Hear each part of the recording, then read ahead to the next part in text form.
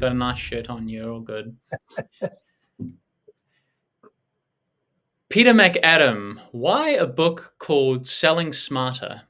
When you sell anything, it's important that you do it smartly. Now, when I say smartly, there's a lot of things to consider when you sell a product to a buyer. So what we're trying to do with this ebook is highlight the important things that sellers need to focus on when they're selling to smart buyers. So that was the gist of it. And within that ambit, there's a lot more. And I think we'll cover these points, particularly the key ones. However, you have to bear in mind that there's a lot of stuff going on in the buyer's head as well as the seller's head. So that was the gist of it. On page 7 of the book, you say, make sure the buyer does not hijack the meeting and you leave without getting your points across, let alone some commitment to doing business in the future. Is that Yes. a common tactic that can be overlooked when going into a sales meeting by sales professionals, even those that have been doing sales for a long time now? Look, I think the longer you are in sales, the better it gets. But when you're sitting in front of an astute buyer, you need to actually understand what's going on in their heads.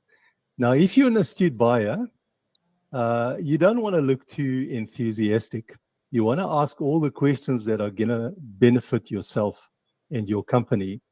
Likewise, when the seller sits in front of somebody astute, they're also trying to think, what must I do or what must I say to actually get this buyer to buy my product? And I think what often happens is there's a bit of overlap of skills going on in these meetings. And often sellers are a little bit too enthusiastic. They don't get across getting that commitment from the buyer. So this book handles a lot of those points where buyers actually trip up sellers. And one of those trip ups is actually not giving the seller a commitment to buy their product. So what I've tried to emphasize in the ebook is what needs to be done to avoid those pitfalls and actually to get around these curveballs that the buyer is constantly throwing your way. How long have you been in sales for? Many, many decades. It's more than 3 decades. And with the international business side, probably around 16 years of international travel within the dairy organizations and about 7 years of travel with my most recent position before I actually opened my own company. And how many countries and continents have you done business in? It's more than 70 countries around the world where I've actually visited myself and done business. Probably take that up to about 90 where I have done business, but haven't actually been there, about an extra 20. And across all the continents, Stuart, there isn't a single continent I have not been to except Antarctica, but I don't think there's any business there. Coming around to the difference between selling online versus selling in person, one of, I guess, your competitors, Russell Brunson, has sold over $1 billion selling products online. Whereas in your case, it's a similar amount, but actually packing up your suitcase and flying off to shake hands and do business with people. Where do you find the big gap is between that? And do the principles of selling smarter apply to both online selling and also in-person selling? Look, there's a big difference between the two. The biggest difference is what kind of product are you actually selling? If it's a technical product and a very expensive product, it's actually better to meet face to face with customers.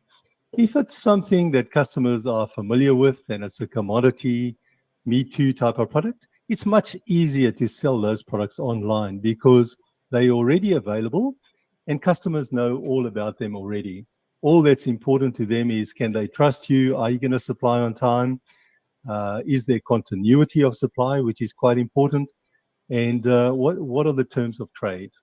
Whereas when it's a technical product and you're particularly selling for the first time, I think this is where it starts getting complicated, and a lot more complicated than selling a commodity. You have to meet those customers face to face. I mean, how else are you going to get across the benefits of your product, the benefits of dealing with your company, and just building that relationship and trust that is necessary to establish business? If it's a commodity type product, yes, a lot easier to sell online and you can sell billions. However, if it's technical and complicated, face to face is always going to trump online. What's the biggest mistake you've ever made in a sales meeting, and what did you learn from that mistake? Maybe when I was a young rookie, I wasn't as well prepared as I would be today. I didn't particularly do all my homework. I did only some of my homework. And another crucial thing I often used to make the mistake with in the beginning when I started selling was actually not asking for the business.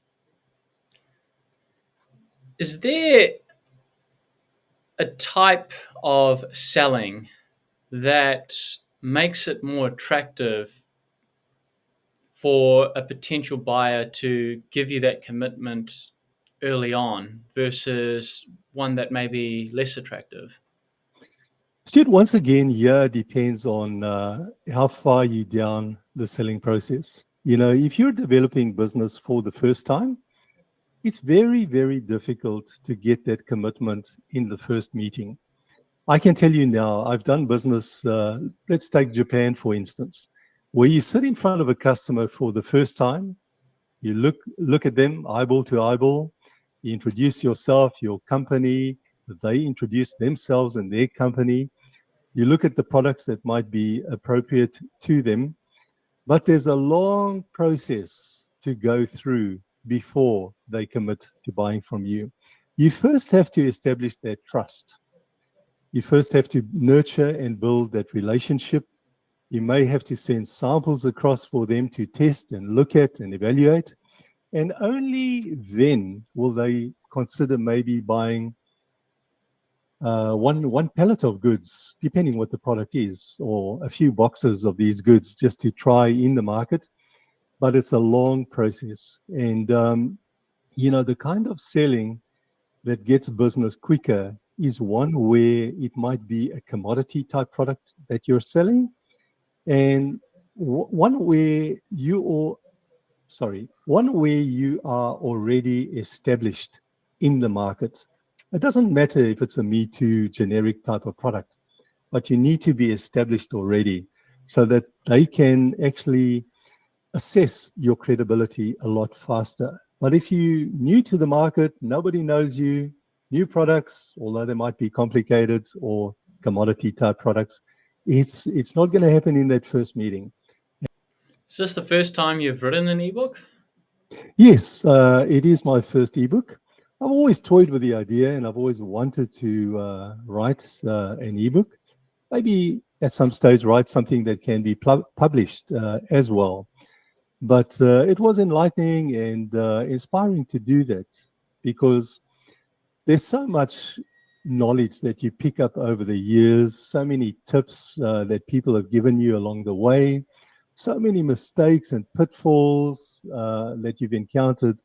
And I think writing in the ebook, summing up all these issues and key pointers that are necessary to get a sale across the line, was inspiring for me. And I thoroughly enjoyed writing that book. Very good. And we'll include a link to the Selling Smarter ebook in the description box below so you can get a copy of it. It's very affordably priced, so head on over to that link in the description box and check it out. What are some of the key takeaways and outcomes that you want people to walk away with after having completed the book? If you could summarize it in just 3 points quickly. Number one, do your homework before you walk in the door of a meeting with a buyer. Number two, get your story across succinctly. Don't babble and waste time. Ask some questions and ask the right questions. Number 3, let the buyer tell you all about themselves, what they want, and try and match up your product to their requirements. And in that process as well, get commitment. Do not walk out of that meeting without commitment. Peter McAdam is the author of Selling Smarter, a comprehensive guide to sales, psychology, and strategy. And we thank Peter very much for coming on as a guest once again onto the channel. And don't forget to head over and get your copy of the ebook. Once again, we'll have a link in the description box down below. Peter has sold hundreds of millions of dollars worth of products in over 70 countries on 6 continents. So in terms of the value that you'll get out of it, you're literally looking and hearing from the top 1% of the top 1% of salespeople in the world right now. So make sure you head on over and get your copy. And we look forward to hearing your feedback and look forward to seeing your next couple of ebooks come out soon. Thank you, Stuart. It's always good to talk to you. And this is a good buy, by the way. It's a bargain, and you're going to get a lot of pearls of wisdom that are going to serve you very well in your business. So thank you very much. Look forward to chatting again.